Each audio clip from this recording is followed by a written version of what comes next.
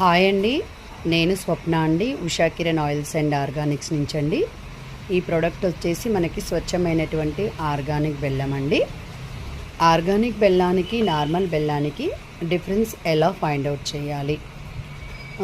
Organic బెల్లం వచ్చేసి మనకి చెరకు రసంతోనే తయారు చేస్తారండి. చెరకు రసంలో ఉన్నటువంటి ఇంప్యూరిటీస్ క్లీన్ చేయడానికి బెండ్ పౌడర్ అనేది యాడ్ చేస్తారు. మొత్తం 1000 kg షుగర్ కేన్ జ్యూస్కి ఒక 5 grams ఆఫ్ బెండి పౌడర్ అనేది యాడ్ చేయడం జరుగుతుంది.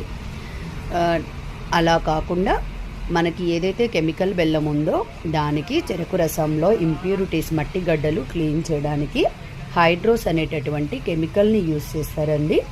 ఇది చాలా డేంజరస్ కెమికల్.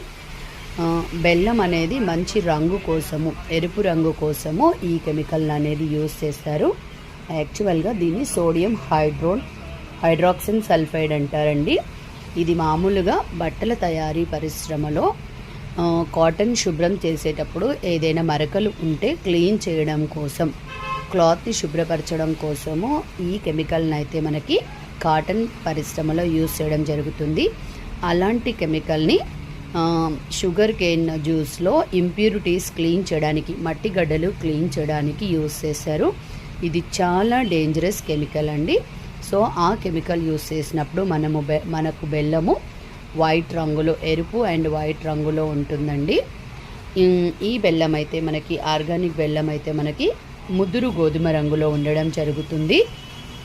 అండ్ ఈ ఆర్గానిక్ బెల్లాన్ని ఎలా టెస్ట్ చేయాలంటే, మనము నైఫ్తోని ఈ ఆర్గానిక్ బెల్లంని కట్ చేసినప్పుడు చాలా స్మూత్గా కట్ అవుతుంది. ఆ బెల్లం అయితే చాలా గట్టిగా ఉంటుందండి, కట్ చేయడానికి పాసిబుల్ కాదు. అండ్ అలాగే ఆర్గానిక్ బెల్లం రుచి అయితే మనకి కొంచెం తీపిగా ఉంటుంది.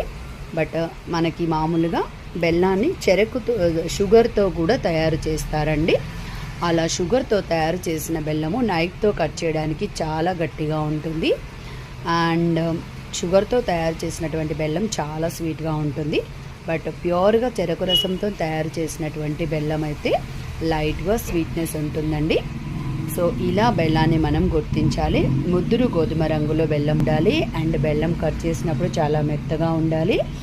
అండ్ ప్యూర్ ఆర్గానిక్ బెల్లం అనేది స్టోరేజ్ నిల్వ కూడా 5-6 months మాత్రమే ఉంటుందండి.